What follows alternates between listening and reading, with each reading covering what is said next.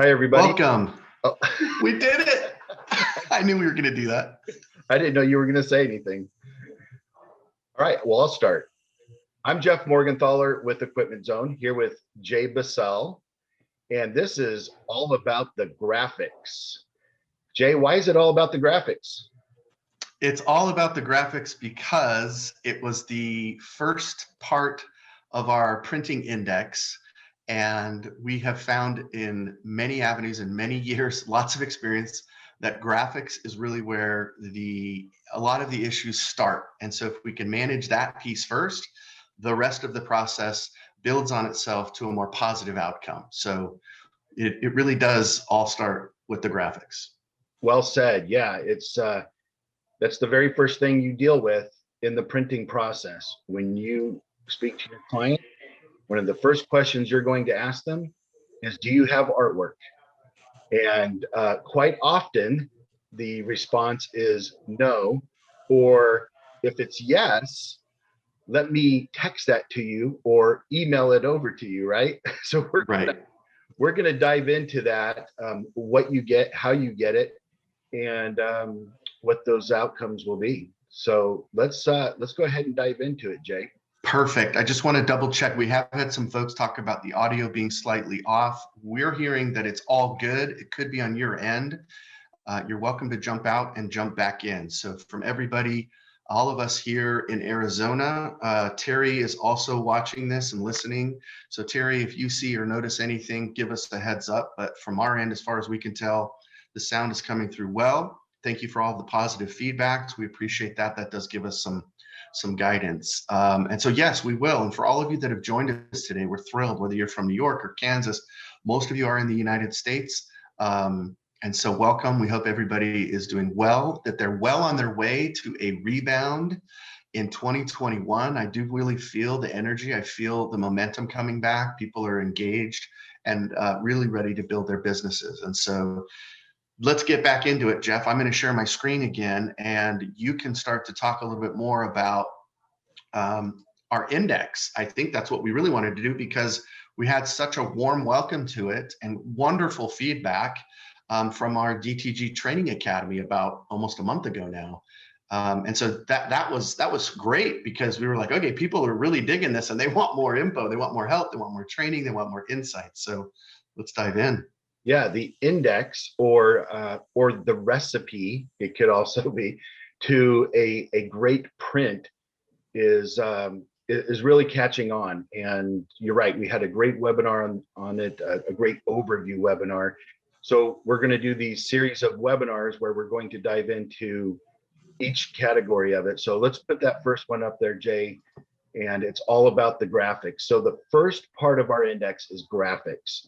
And you'll see on there, on the left side of your screen, the EZ DTG Printing Index, and then you see different points. So what we're going to do is assign a point value to each part of this index. For example, if you get a 72 DPI thumbnail from your client, something that they got off of the internet or they text over to you, and then it's small and it's low resolution, that's at the bottom of that index for graphics, and that's why it has a 2. that's kind of a we're going to stop the presses. We're not going to move forward. We're stuck. We can't get there from here. There's no bridge.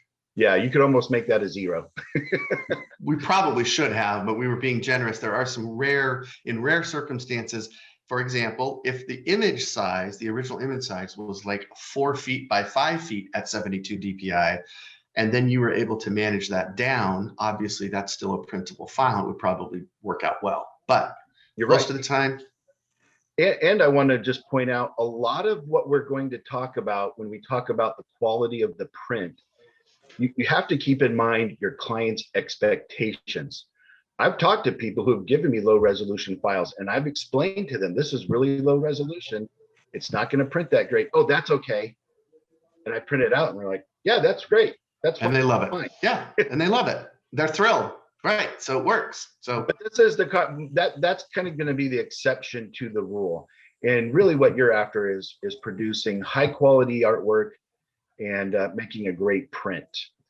So the next level we have up here is 100 DPI, 6 inches by 6 inches. And obviously, as we move up in DPI and you move up in size, that point value is going to increase. So let me get up to 8 points, which is vector artwork. And vector artwork, you could almost make that a 10. I mean, that's going to be very close. And the reason is that Yeah, I agree with you. You can make that any size you want at any resolution you want. And we're going to dive into the difference between vector and what a bitmap or a JPEG or a PNG is a little bit. Most of you in this webinar know that, but there are a few out there who don't. So I'm going to give you a brief overview of vector versus bitmap images. And then I'm going to encourage you, if you're still a little stuck, to dive in and do your own research. There's a lot of information out there on vector graphics and bitmap graphics. I'm going to point you in the right direction. I'm going to give you the overview. But the more research you do on your own, the better off you're going to be. You're going to have more knowledge and you'll just be a better printer for it. Jeff, that was well said. And I think we probably need to remind ourselves not to be print snobs. You said it well, there's nothing wrong with a vector file. In fact, in so many cases, it's preferred because of its scalability. It's got more versatility. We don't have the DPI. Vector files are independent of DPI. So whether it's a print for something as small as a lapel pin, like what I'm wearing here, or if it's something as big as a billboard on the side of a road, if you use a vector file, you can scale back and forth without hassles. That's why you said what you said. I didn't need to clarify it, but it's funny how now that we're more in the DTG world, our careers didn't start here. It's interesting to think we're having this conversation still, and it's been about 15 or 20 years of working together and having 20 years that we've been talking about graphics and talking about the difference between vector and bitmapped images and what makes for great output, and whether it's printing on shirts or printing on vinyl for signs or cutting vinyl, it all comes down to the graphics.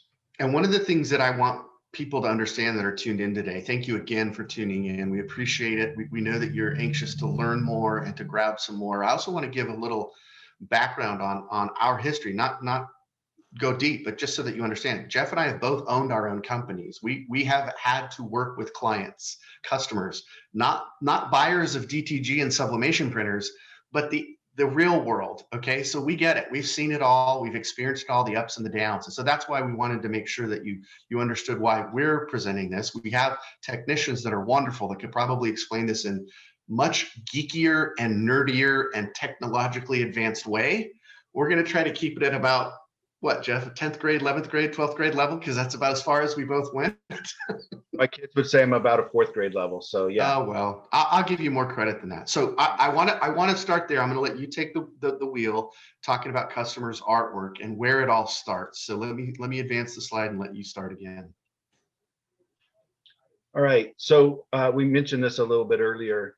When you have a client come in and you ask them for artwork, a lot of times these are the different places that they will find graphics. They're going to do a search on Google, right? And they're going to click on images and they're going to download stuff. I actually went through this myself. I was looking for a racing graphic. My son was in a Pinewood Derby and I wanted to print out a big full-size racing car on vinyl and make this prop for the Pinewood Derby. And I went online and I did a Google search, and because I don't have racing graphics, so that's my first thought, was to go there. And man, I saw all these amazing graphics at 2400 by 2400 DPI, Jake. Can you imagine? Really high resolution, right? That's pretty good. And I would save those images and put them into my CorelDRAW, and they were about 1 inch by 1 inch. And if you enlarge them at all, right, you see the stair-steppy, the pixels, right? And so just because you go on Google Images and it says a really high resolution, that doesn't mean anything until you open it and you look at it. Most of the graphics that you print, you want them at the actual size you're going to print at 300 by 300 DPI, and you will have a great looking graphic. Okay. Now the source artwork is critical. Just because you saved it at the actual size at 300 by 300 DPI doesn't make it okay. You can't take a small graphic, size it, and then change when you save it at 300 DPI. All you're doing is stretching that out. Correct. Making it look pixelated and saving that at a high resolution. So your source artwork, and we'll get into source artwork a little bit more, I think, on the next slide. But let's go back to that, Jay, and I'll go down that. Yeah. Keep going. Thank you. Social media, Facebook, Instagram. These might be a little bit better than what you get off of Google Images. Something to note about these two, number one and number two, you also have to keep in mind that you might have issues with copyright infringement. You might not have permission to use them. Just because you find them online doesn't make it okay for you to take that graphic and print it. And there are a lot of companies out there that will come after you if you're caught selling it and making a profit off of it. So be careful what you do there. Yeah, 100%. That's a shout out to our friend Terry Combs from Two Regular Guys and our coworker here at Equipment Zone. I know for a fact that segment of their podcast was one of their most popular, where they actually have a copyright infringement attorney on, telling on what you can and what you can't do. And it's really simple. It's really simple, but we want to make it complex and we want shortcuts. If you don't own it and it's not your image, you don't own it and it's not your image. Right, exactly. Number three, from their phones. Now, I will say artwork from phones or pictures from phones typically are not going to be too bad. It depends on what resolution they took the pictures at and how they transferred those to you. For example, in number four, if that picture was text message to you, what phones do is they compress those, they shrink the resolution down to be sent via text message. So if you're going to send somebody a graphic off a phone, or if your client's going to send it to you, have them email it, because then it will come in its original size. Also, phones aren't that great for the lighting, but if the client wants it and it looks good and they can email it at its original DPI or original format, then it'll probably turn out okay. I've always been impressed with our current phones, the higher end current model phones. Oh my gosh, the cameras on those are phenomenal. So I'm going to let you know that further on in our session, I'm going to give you a lot of examples of the file behind me. You can see the shirt hanging behind me. All of them were taken with my phone. It isn't perfect, but it's really adequate. And I've seen some amazing prints on DTG and on sublimation where the original photo was taken with somebody's phone. And the lighting was okay, and no Photoshop wizardry was necessary. It depends. Obviously, it's a wide buffet table there, but I love what you said about text messaging. That's the one that doesn't work. You can't text it. You know what? The beauty of directed garment printing is that you can take graphics immediately from somebody and print them out with little preparation.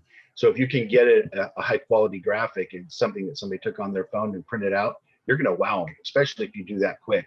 We've done that at trade shows. Oh yeah. And blown people away, because a lot of vendors will not do that. But we're pretty brave to try something like that in the middle of a trade show with a crowd standing around us. And we've had great success and people purchase from that.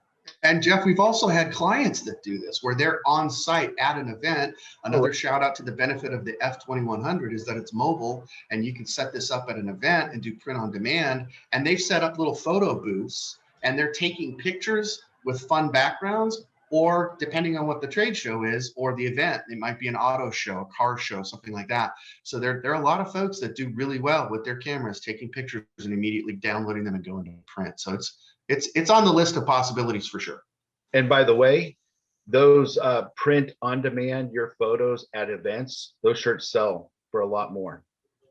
You're talking $35, $40 range, not in the $18 to $25 range. Okay, so the last thing that's on our list here is hand drawings or sketches. I can't tell you, when my family had the sign shop, how many people came in with an idea that they wrote on a piece of paper. I'd like a sign that looks like this. And I look at it, go, okay, so you want me to design it? No, we did that. Well, something that somebody sketches is not artwork that you can produce. You have to recreate it. I hope that if you are doing that, you are charging for it. Please don't do that for free. It takes your time and it waters down the art market. So I just throwing that out there for the artist. Yeah, unless it's like a fine illustration from an artist and it's something that they want to reproduce. And even then it's going to be tricky. You're going to get, photography is going to have to be involved because there's just no way to go from that hand drawing. You're going to have to scan that in or do something. But yeah, it always cracks me up every time I see somebody's napkin. And I want a tiger, Jeff. I want him to be fierce, but not too fierce. Oh yeah. And how many times do you nail it the first round and you bring that artwork back? And you're like, oh yeah, that's exactly what I was thinking. Oh yeah, that happens all the time. I'm a mind reader, of course. Or orange, or not so many stripes. So there are ways around that. We'll talk about other ways to deal with that. So let's go to the next slide. The next slide is really important. I'm going to let you take the first crack at this, but we went back and forth on whether or not we should share this, even because we don't want to talk down to people. We don't want people to think that they don't understand, or that this, come on, you guys, I'm way past this by now. And some of you I'm sure are, and thank goodness you are. You've learned these lessons. But we have a lot of our users are new and they really, really haven't seen a visual like this that gives them the explanation of the difference. So take it away, Jeff. Yeah, this is a perfect slide. And if you are new to artwork, you need to tune into this, you need to look at it carefully. So vectored artwork is, think of it like a dot to dot, right? When you were a kid and you did a dot to dot drawing in a coloring book and you were just connecting the dots, right? That's what vector is. There's anchor points and you're drawing lines between them. And those lines can be straight, they can be curved. You typically connect them around and fill them with color. A vector is just basically a mathematical equation. And you can make that vector the size of a pinhead or the size of a house. And it's just redrawing the lines bigger or smaller and then filling it with color. So they're perfectly smooth lines. There's no stair stepping to it. Now, the printers don't print vector. So what you're going to do is size that the size you want it and then export it as a PNG, which is a bitmapped image, or a raster image like you see on the other side. And I'll get to that in a second. The programs typically that work with vector are Adobe Illustrator and CorelDRAW. Both are very popular in this industry. You can find a lot of training and help out there on those programs. Vector is very large in the sign business, the vinyl cutting business, and in screen printing, because it's easy to, in screen printing, to color separate that. You're dealing with spot colors, okay? Mm-hmm. Now, the image you see on here on the screen is spot color, right? You don't see a lot of shading. You don't see any shading actually, or yeah, it's continuous tone from one edge to the next edge. That red line, that's all it is. Solid red, 100% red, nothing else. No gradient, no gradient. So that makes it easy for all of those different processes. It also makes it very easy and simple for direct to garment, and you'll get a great print from that. Now on the flip side, we have the raster image. A raster image is made of pixels. You're familiar with formats such as JPEG, BMP, PNG, or TIFF. All of these formats are made of pixels. And when we talk about low resolution or 72 DPI or 100 DPI, we're talking about raster images. This is what you're going to get when you save a file off of the internet, or when you take a picture with your phone. Those graphics are made of little squares, and the lower that resolution, the more you're going to see those pixels when you spread it out to the size you want it and when you print it. Now, raster has its place. People design in raster. This is Adobe Photoshop, and you'll hear about Photoshop a lot. Our techs use it. A lot of the artists do what they call painting now. It's digitally painting in Photoshop, and you can get more of a realistic look. There's a lot of gradients and textures that people use, and so there's phenomenal graphics done that way. Yeah, I think back when I first started a long time ago in CorelDRAW version 3, not X3, or not the current version, but like CorelDRAW version 3. It ran on Windows 3.1. That tells you how far back that was.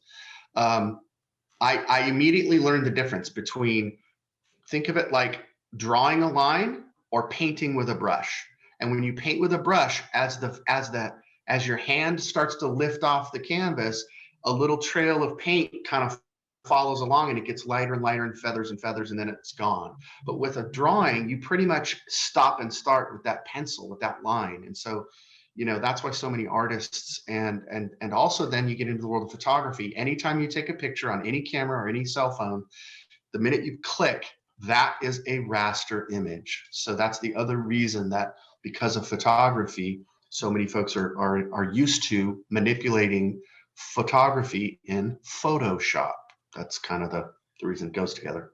Now, if you're new to this industry and you're brand new to graphics, I will tell you that getting into Photoshop and learning how to draw and paint, that's a big learning curve. People go to school for 4 years to learn how to do that. And even after that, it's years of experience and just lots of hours of practice and playing around with that. There's really two paths to take, Jeff. Wouldn't you agree? Like, you can either be the graphics person or you can be the manager of the graphics process. So the more you know about it, the better all the way around. If you own a DTG printer, a dye sublimation printer, or anything that you're doing apparel, the more you know, the better. But perfect. And that's exactly where I was headed with that. I consider myself a graphics manager. I would never consider myself a graphic artist, because some would say a hack, Jeff. Some would say a graphics hack. Is a great term. Me too. You're looking at one. But I know the programs. I know how graphics work. I can manipulate things. I can take somebody's graphic, somebody's bitmapped image, and convert it into a vector and back and forth. Mm-hmm. But I don't have the patience. I don't have the time or the skill to sit down and draw something from hand and make it look phenomenal. Now there are places where you can get that. I think there are places. Yeah, that's where we're gonna go next. Thank you for reminding me. We don't want to take up all our time on this. I just have to, in full disclosure, say I found this on Google Images. And it was a perfect file. I had to use it. So there you go. But I think you did a great job explaining it. So let's figure out then, is there a place where we can go to buy vector graphics or buy raster bitmap graphics? What would that look like? And I think we know the answer to that.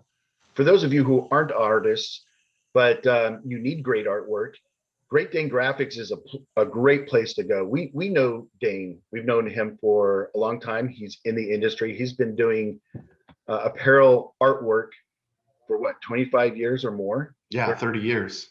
Yeah, I don't want to date him, but he's an old dog. He's the Great Dane is now, he's a seasoned dog. Yeah, he's a seasoned dog. That's a wise old seasoned dog. Anyway, Dane's been around for a while, and he has a website called greatdanegraphics.com. This is a screenshot of what that looks like. And he has artwork for just about every category you can think of. Now, his forte is working in the raster images. So he designs in Photoshop. And so that's why you'll see in his graphics a lot of textures, a lot of gradients, a lot of detail that you're not going to really achieve with vector graphics. And these come to size. So these are 10 inches by 10 inches at 300 by 300 DPI. If you notice on the left side of this screenshot that there are, where it says 4 methods, there's a lot of different ways that he preps his artwork. So it starts out in a raster image, and then he also preps it for print and cut, which means that you can print out that raster image, but there's a cut line to go around it. So if you had a printer that does print and cut, like our Epson solvent printers, and then a vinyl cutter, it's prepped for screen printing in blackline and color. It's prepped for vinyl cutting. And there's also CorelDRAW templates and Illustrator templates. So he preps this in a lot of different ways, but it starts out as these raster images. And as you can see, just from these few images, he does phenomenal work. So I encourage you to go check out greatdanegraphics.com. Did you want to say something about him real quick, Dave? Just that he gets us. He totally gets our industry. Dane has an Epson DTG printer. he's walks the walk. He gets it. So he designs from the perspective of both the artistry of something as well as the production of something. And a lot of times, and I think Terry Combs could add some value to this conversation. So sorry he's not jumped in here, but there is a little bit of friction between artists and the production folks. And sometimes, and then trying to satisfy the client's a whole other thing we're not going to get into. But, it all starts with the graphic. And if we can manage that process better, we'll have less friction. And Dane does a wonderful job of creating all of those methods. And yes, we've known him forever. He's a great guy. And yes, Harry, thank you. We were going to go to that next, but you're always a step ahead of us. So the next slide shares, well, why don't you explain it? Because one of the things you can buy a subscription, right, Jeff? Yeah. So I've actually worked with Dane, and I was there in the beginning when he started this website where you can subscribe and download his graphics. Every week he uploads new graphics and preps them in all these different methods. And you can just be a subscriber, and then every month you can download a certain number depending on your level of subscription. And then you have access to all of these graphics all the time. You just buy your subscription, and then if you need something, your client comes to you and says, hey, St. Patrick's Day is coming up. I need a cool shirt. What do you got for designs? So this goes back to what you were saying before. Remember when I said the client needs something, but they don't really know what they want? You could bring this website up in front of them, type in St. Patrick's Day, and have all of the related files show up. And then you could go through that with the client and say, well, here's what I've got. You could do this on your iPad. You could do it on your laptop. And then the client could say, yeah, I like that 4-leaf clover or 3-leaf clover as he's got there. Yeah. But I needed to say, happy St. Patrick's Day, free beer, right? Right. I think Terry just got excited. All day long, Terry. Right. Well, on his website, you can customize that graphic with that text, download it, and then print it. And it looks phenomenal. And the other way you can purchase that is through stock art books that we have here. So you get these books that show you all the art files that he has, but all that artwork comes on a jump drive that you can put into your computer. Then you have all of it. And we sell that at digital Equipment. Careful. All this talk about artwork at Equipment. I know it's tough to keep it all straight, but it is an advantage, and we do have special offers from time to time. You're welcome to check our website. Go to equipmentzone.com, and then you'll be able to find out. If you want us to, if you have any questions, reach out to Jeff or to me. We'll be happy to point you in that direction. And quite honestly, it's the same whether it's on our website or his. But occasionally we will do some sales. So if it's a fit, it's a fit. We're not trying to sell things here today. We just wanted you to be aware of it. Yeah. All right. So let's move on to another company that's great in this industry, and they've been around for a long time. Jay and I know these guys well. We worked there. And so we're very familiar with Digital Art Solutions. You can check them out at digitalartsolutions.com. They are also affiliated with Inksoft, which is a whole nother topic. We've done webinars on them. But what their forte is, vector graphics. So where Dane's forte is the raster images, Digital Art Solutions forte are vector graphics. And they have had a very talented group of artists over the years that work in Adobe Illustrator and created all these vector graphics. So the graphics you see on your screen right there are all vector, and they are prepped into a template format that can easily be manipulated. So let's take that youth retreat one, for example, on the right. If your client loved that graphic, but instead of youth retreat, they wanted it to say Smith Family Reunion 2021, that text is easy to edit and keep the same look, even have those overlays. You can manipulate the colors. So again, I don't want to get into too much into sales. I would just recommend that if you're looking for great templates, things that are automated artwork, check out digitalartsolutions.com. There's some great people over there that you can talk to. They can do live demos for you and dive into that a little bit deeper. Just tell them Jeff sent you. Yeah, definitely tell them Jeff Morgenthaler sent you. Don't tell them anything about Jay. then. Just Jeff. Just Jeff. All Well, right. Jeff, what do we do if the client already has a logo? This used to happen to me at least 10 times a week. Someone would show up with a business card and they would say, "Hey, Jay, here's my artwork. It's right here on my business card." And I'd go, "That, my friend, isn't artwork. That is indeed a business card. So you were 50% correct. But what's on there is not going to be suitable for what we want to do with our DTG prints." And so, great question. And, you know, I'm glad you brought it up because that's the next slide, right? But also because this just happened with me. I'm working with a new client and they sent me some artwork to print out for sample shirts for them. But the artwork was low resolution. So we had this entire conversation with them that we're having in the webinar I've had with them. Hopefully you're tuned in, guys, and listen. oh, so you want me to be, so be nice is what you're saying. Okay. So what I did, and the graphic was the school mascot. Right. And clearly, because it was spot color and it was clearly originated from vector artwork. So to help them out and move it along, I redrew it in Corel Draw, and that took some time and cleaned it up a little bit, resized it, then exported it as a PNG at 300 DPI. Sent it to our techs and we printed it out. Now, not that you guys don't want to get into doing that every time. That can get really time consuming, and your time is what? It's money. So there is help for you to do that for you. So Jay, if you want to bring up that slide, here are a few different places that you can turn to where they will redraw it and turn it around in a day for you, or a few days, depending on on what your level of urgency is. The quicker you need that turned around, the more it will cost you. So Artwork Services, USA.com, and Office Beacon, those are the companies that you can upload a graphic, choose your level of turnaround, and they will redraw that graphic for you and send it back to you in the format you need. Exactly. Pixelsquid.com, this is neat. This was brought up by one of our former techs, and Jay, you were just checking that out earlier.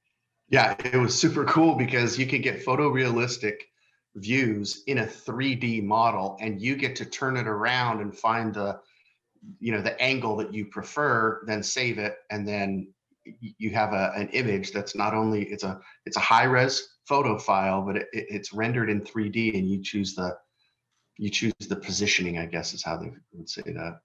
Yeah, so whether you're getting your graphics from Dane, and that's $100 a month subscription, or you purchase his books, whether you've purchased artwork from Digital Art Solutions, or you had one of those companies redraw the artwork for you, you're looking at a cost, wouldn't you say around $20, $25 in your time and your investment into those companies, Jay? Absolutely. I used to say, just mark it up to $50, say it's a $50 art charge, and then you have the control to give anyone a discount off of that or waive it entirely. But at least you've established value of the time it took you to manage the process, fix it, tweak it, change the color palette from something to something else. All of that time is wasteful, and you're probably not charging for it. So you might still not charge for it, but at least establish some value. And at best, you look like a hero rather than a chump who gave it away. Yeah, and if you're charging a fixed amount, somewhere between $25, $50 art setup charge, that's a lot easier for your client to digest and to hold on to and say, okay, it's 25 bucks, it's $35, $40, whatever it is. I know what it is. It's a set amount and I can handle that. If you go in saying, well, I'm going to have to draw this, I'm going to have to create it, it's going to take me 3 hours, then there's going to be change fees because you might like it or might not. That art charge can escalate really fast. Yeah. Their client's not going to want to pay it. And you're going to find that out after you've invested all that time into it. So going through this process of having artwork in your toolbox or a place where you can go get their artwork redone is just invaluable to your business. 100%. Both tools are invaluable. Both tools should be tools in your tool chest, toolbox, so that you can manage the process, outsource it when you need to, add some text when you want to. And there are other free services, and there have been a few folks that have chatted. There's, besides CorelDRAW, besides Illustrator, there are free apps, if you want to call them that, that can create vector graphics. So whether you find Digital Art Solutions as your solution, whether you find Great Dane Graphics as your solution, or whether you choose from the 3 services, 2 of them will actually do the work for you. Those are what we're trying to do, is provide you an on-ramp. We're just trying to give you the tools, what we would do. People ask us all the time. This is what we tell them what we would do. And by the way, AWS and Office Beacon, for under $20 in 24 hours, they're going to be able to fix a vector and convert it to a JPEG or PNG file or whatever you want, or go the other way. So you can send them up a crummy JPEG, and they can flip it to a vector file if that's what you want to do. So I would check them out. Time is definitely better spent talking to clients, selling, printing. You do not want to be stuck behind a computer redrawing artwork. So use these services. 100%, 100%. Well, now we get into the fun stuff. So we spent the first 30 minutes kind of building up to this and giving you some tools and some ideas. Now we want to share with you what we did. And we spent a lot of time on this. Roy and I stayed late last night and even reprinted some of the prints because we thought we could do better. So the idea here was to show you an original file, and then to be able to show you the various processes and some of the stumbling blocks that often come up. So Jeff and I are going to talk back and forth a little bit and be on screen. Jeff, do you want to answer Kelly's question there? I don't think he's in that business. Yeah, so Dane does not create artwork. You don't send ideas to Dane to create artwork. I'm sorry, the question was, can I send my idea to Dane and he'll create it for me? No, he doesn't do that.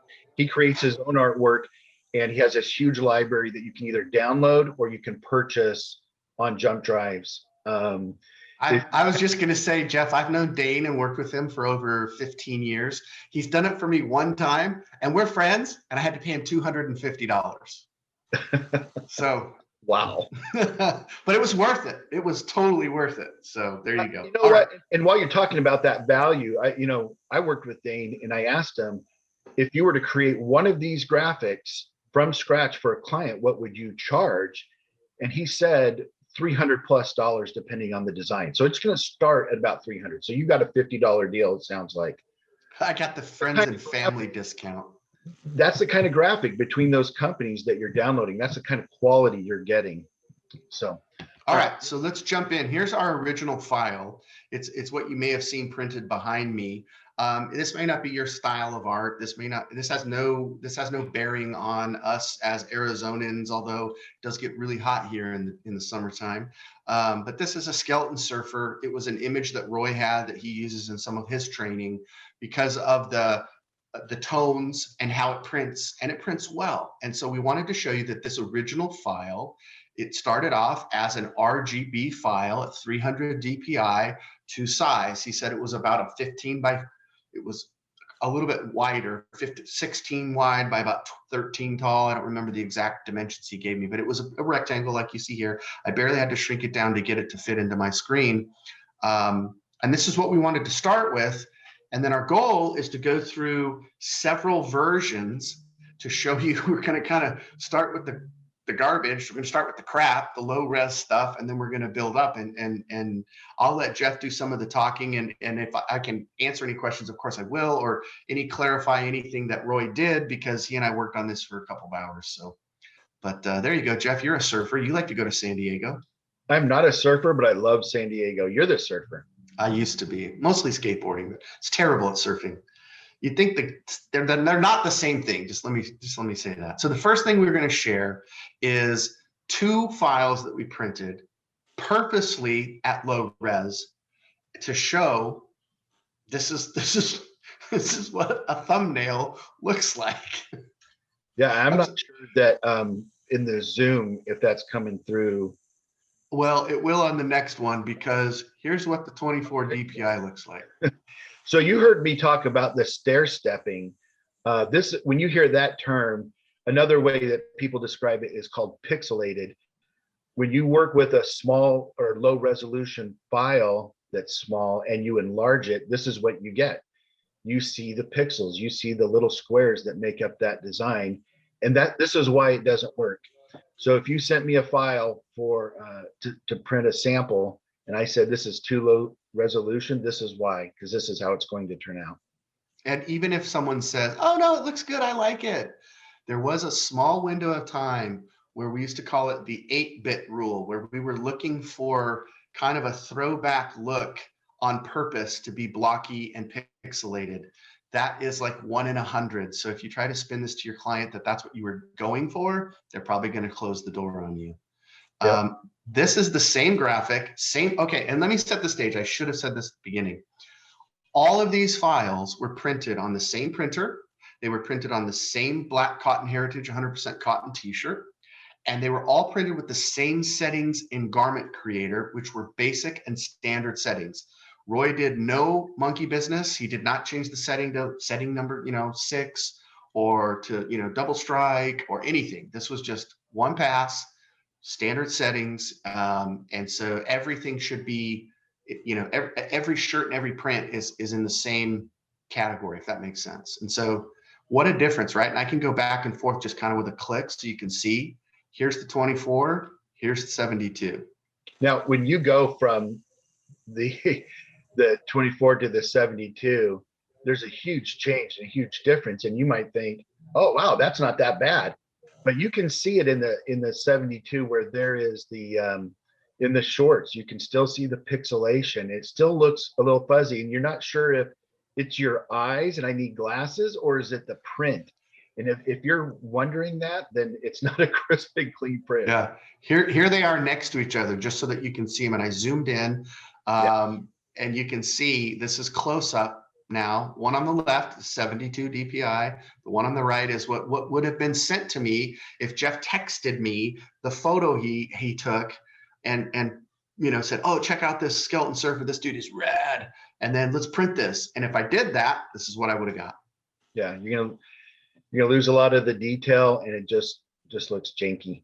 So we know that's not the direction we want to go. We know that resolution matters. Obviously you probably did as well, but let me tell you something. This would be a really good lesson for you and your customers. I'm not talking down to you, but I would strongly recommend that you spend some time getting comfortable with your printer and purposely print some of these so that you have them on display. And you can print on the fronts and the backs of t-shirts if you want to do it that way. If you don't want to, waste t-shirts, or if you ever waste a t-shirt, you burn a shirt or you mess it up, save that shirt, print on the other side, and keep some of these as examples. We do this all the time so that we can tell people when they say, but I heard, and you can say, well, I know what you heard, but here's what we've experienced. That's right. Your voice there was just cracking me up, but that's perfect, Jay. Have these samples ready and available for your client, and so that you can show them without printing out their file and wasting another shirt. Yeah. So the next thing we did, Jeff, is we know that we needed higher resolution. We know that we needed that DPI, and the magic number is 300 DPI. The F2100 is printing micro droplets. So play to the strengths of that resolution. That printer is 1440. That's a big deal. And I know that's like, wait, I thought you said 300 was the max. Well, that's the maximum of the file for the art, but the actual printer has a capability of reaching even greater detail. And so we want to use that detail to our advantage. And so we have 3 files now set up. They're all 300 DPI. One is a PNG, one is a JPEG, and one is a TIFF. Now, let me explain what we did. A PNG file, Jeff, as you know, and you can correct me or jump in here anytime, is going to print an RGB color palette. That is the native color palette for that PNG file. So that's what Roy did. He took that original file, didn't change anything, didn't manipulate it in Photoshop, saved it and printed it. And that's what we got at the top. That's what you're looking at. If you are working, if you're creating the artwork in Illustrator or Photoshop or CorelDRAW, and you are exporting to a PNG, you need to export it as RGB. You can export it as either or. Okay. But to export it as RGB colors, even though you're printing in CMYK, RGB colors, if you create in those colors and export in that color, when it prints, you'll get a richer, deeper black, better reds, brighter blues. And what we found, Jeff, is we were experimenting with all three of those to really put this file to the paces so that has been our experience. But I think you're going to be surprised with these results because it surprised Roy and me, having said 300 dpi PNG RGB values. I mean, we've said that at what, 10 million times? Well, guess what we got? We got slightly better results with a TIFF file when he actually converted it to a CMYK color palette. Now that's not the norm. It literally isn't what we normally do, but I'm here to tell you that even we were learning something with this. I don't know if it was the file. I couldn't tell you. Roy explained it to me and I was like, you're over my head, buddy. You're talking about color theory at this point. I don't have a doctorate in color theory, so I'm just going to go with what I see with my own eyeballs. Well, I can tell you that this file was created as, it was painted digitally in Photoshop. This isn't a vector. This didn't Correct. start as a vector file. 100%. When you design in vector, you can switch between a CMYK color palette and an RGB color palette, and immediately on the screen before you even print, see the difference. Just look at the blacks. A black CMYK looks almost like a charcoal color to me, not a deep, rich black. Good point. RGB looks like a true pure black, and the reds and the blues, they'll all look different. But yeah, let's go through and see. Yeah, so these are the first two. And so here it is in a little bit better view. Obviously, we're going to give you the same close-ups. 300 DPI, this is the PNG file. It's on a Cotton Heritage shirt, 100% cotton, same settings in Garment Creator. All of these shirts were pre-treated like we would pre-treat everything with our Speed Treater TX. So we got a great pre-treat. We cured these, we heat pressed them correctly. And so this is what we got, and it's good. It's really good. The detail's great. What do you think, Jeff? Yeah, compared to everything else, I mean, the lines are crisp and clean, and the details there, the gradients flow perfectly. It looks like somebody hand painted this on the shirt, which is what they're going for. It is. Okay, so here's the next version. The next version, and we got to tease Roy a little bit. He apparently has been singing a lot of YMCA songs. Or is slightly dyslexic when it comes to CMYK. He likes to sometimes say YMCK, but it's okay. We accept everybody. We've got a big tent. We're inclusive. But this is the JPEG file. So what he did is he brought the same file into Photoshop and he converted it to a CMYK color palette and saved it as a JPEG. And we printed it and we got a little darker in the reds and some of the blues. And one thing, Jeff, maybe you could explain this. I'm sure you could better than I can. By the way, we're not printing any black here. Anything that you see in black is the shirt showing through. What is that setting called, Jeff? It's the. Of course, I put you on the spot. Yeah, it's a black shirt minus the black. So there's two options in Garment Creator where you can print black or not print black. So if you're printing a PNG file, PNG does not have the background. So that space around your graphic, like you can see on this one where it looks like you have the torn edges, that's negative space. So a PNG file doesn't have a pixel there and it doesn't print it. If you save it as a JPEG or a TIFF, there will be pixels there and they'll probably be white and it'll want to print those. So yeah, if you can make those pixels black, you can tell Garment Creator not to print black, and then it just doesn't print it. And so you see the shirt coming through. Exactly. Okay, that he described that the same way. So you were correct. And the reason I wanted this to come out was I asked him as the untrained marketing guy, I said, now, did you print black on a black shirt? Because I wanted to make sure, because when I saw the other file, the next file I'm about to show you, it almost looked like that was a little darker. And he was like, no, it's not. There's no black ink going down on this. So I said, okay, just making sure, which is the next file, which is the TIFF file. And I am going to show you all three of these in the same order, overlapping, so that you'll have a better view of those. We're coming up on about 50 minutes of those. So let's let's show you those three overlaying unless you have something to say, Jeff. Yeah, real quick. Not seeing those next to each other, you wouldn't probably know. won't even notice a difference. And Exactly. I guarantee you, if you are struggling to see the difference, your client doesn't know the difference. They have nothing to compare that to. And if it looks crisp and clean and bright, And I was just going to say that all three of these, 1, 2, and 3, okay, PNG, JPEG, TIFF, right? Can you tell when I go that fast? You can't tell. You might. A little bit, but that's a little bit. Because I know what I'm looking for. And the lighting, there's so many variables when there is. And I tried really hard. I put them all in the same spot. I have all three windows open. I had one diffuser by me. So I tried to have all the lighting was the same. It wasn't perfect, but it was at least the same. So we have that going for us. But that could be a big deal breaker. Make sure you explain that to folks. Okay, so here they are next to each other. And I zoomed in a little bit. Same order. So the one on the left is the RGB file. The one in the middle is the JPEG file. And the one on the right is the TIFF file. So and the TIFF does look better. I like the blues better in that. Obviously, it looks a little bluer, a little brighter. This graphic probably started as a CMYK creation. And so saving it as RGB shouldn't make a difference. So the only difference here is the file format you choose. Yeah, and this is just us being snobs. Yeah. Exactly. And this is just us being color snobs. I can see some things that I may like, or I might have a preference. Now, where the money really matters is looking at these. Oh, by the way, just waving by, just my little hand shredding on the wave. I don't even know why I put that in there. But here it is next to the original.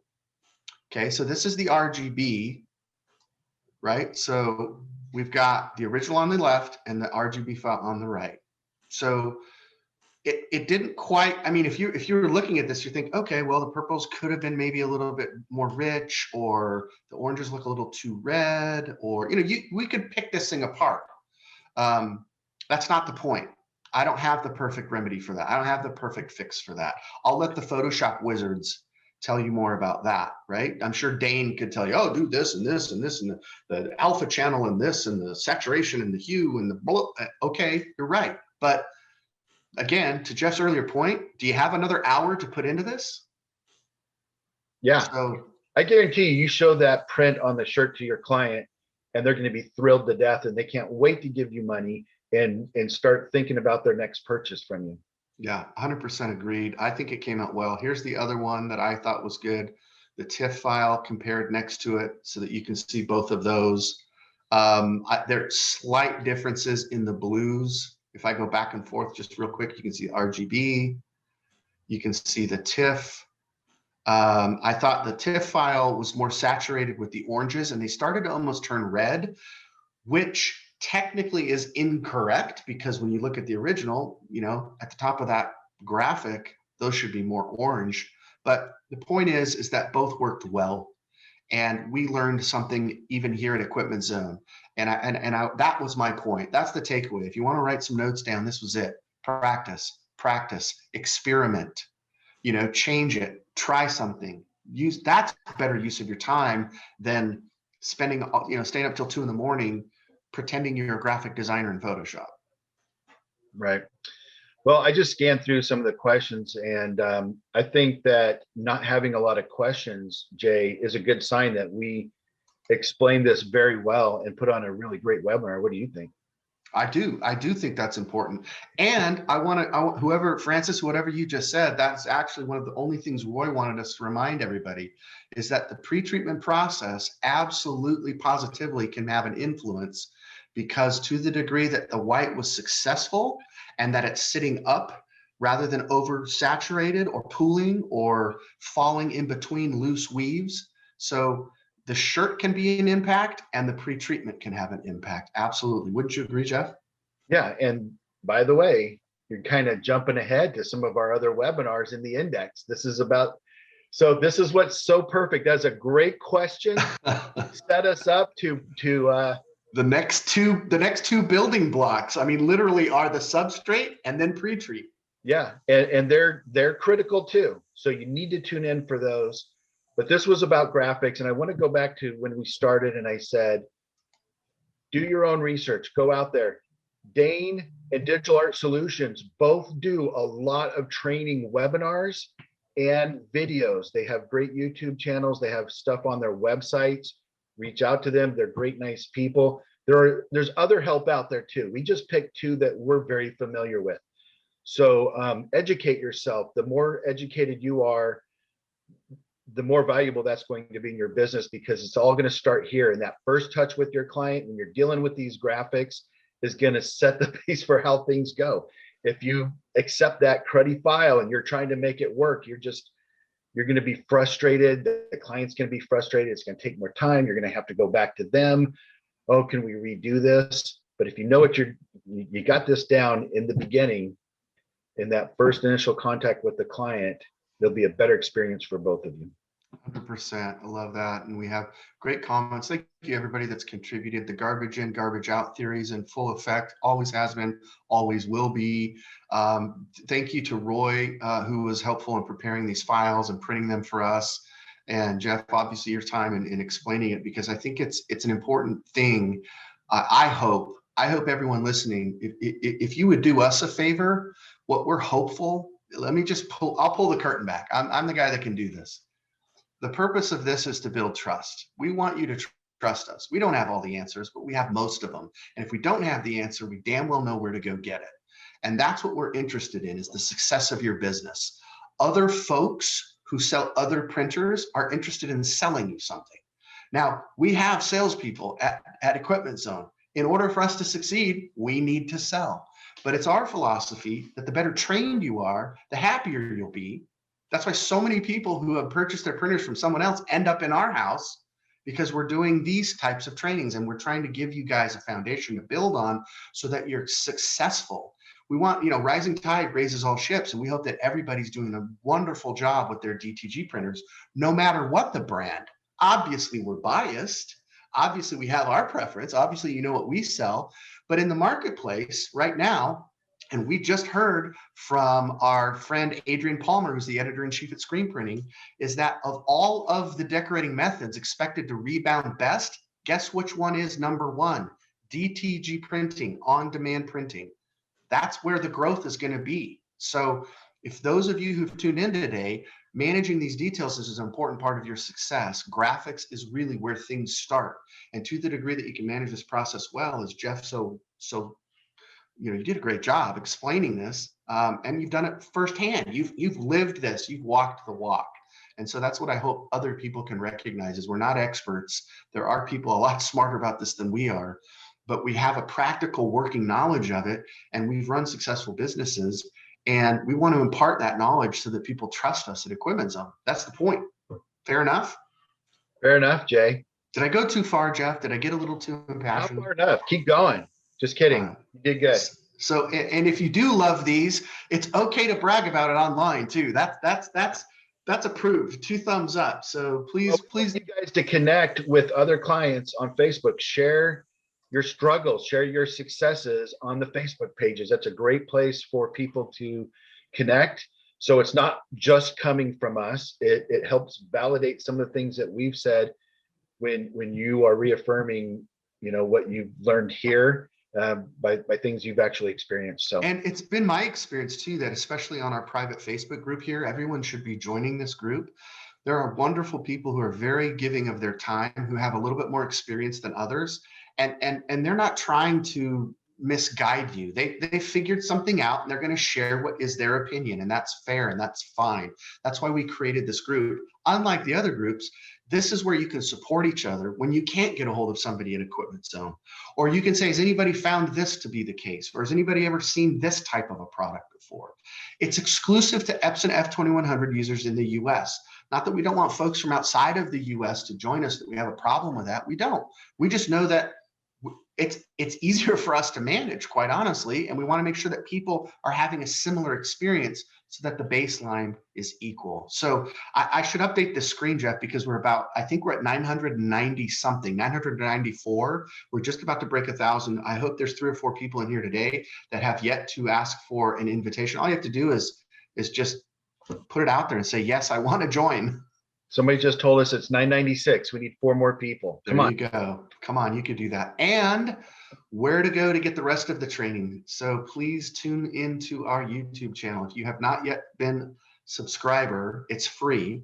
Subscribe and hit that little bell next to the subscribe button. That gives you the notification. Anytime we put something on new, you'll get a notification that Equipment Zone just uploaded a new video. If you don't want the notification bell, that's okay, but still, we want you to subscribe. That's free? Yes, Jeff, it's free. Man, we're nice guys. We are nice guys. Lots of great training on lots of subjects. We have printer-specific topics. We have topics like this on graphics and artwork, but all of the previous DTG training videos are up and now available. So if you didn't make it to DTG Training Academy, you can watch those videos. And finally, Jeff, why don't you take it away and close us out? Hey, Jay, thank you for setting this up, promoting it, and, you know, all of your insight. You're amazing. We appreciate you. This is our key contact information, our website, equipmentzone.com, our 800 phone number. You can screenshot this and save it, write it down. Terry Combs, Terry at equipmentzone.com. He's been with us for a while. Love him. Great guy, very knowledgeable. Jeff Morgenthaler, that's me. Jeff. Oh, that guy, he's a troublemaker. He is. Amy Krulitz, amy.k at equipmentzone.com. And if you have any questions, if you have any comments, any suggestions for webinars, we love to hear from you. There are a few questions in here. Like Rick, I see your questions. Give me a call or send me an email because we're running out of time on this webinar, but we appreciate you guys attending. Thank you very much. Appreciate your support. Thank you. That's it for all of us. Signing off. Take care. Be safe. Bye, everybody. Bye.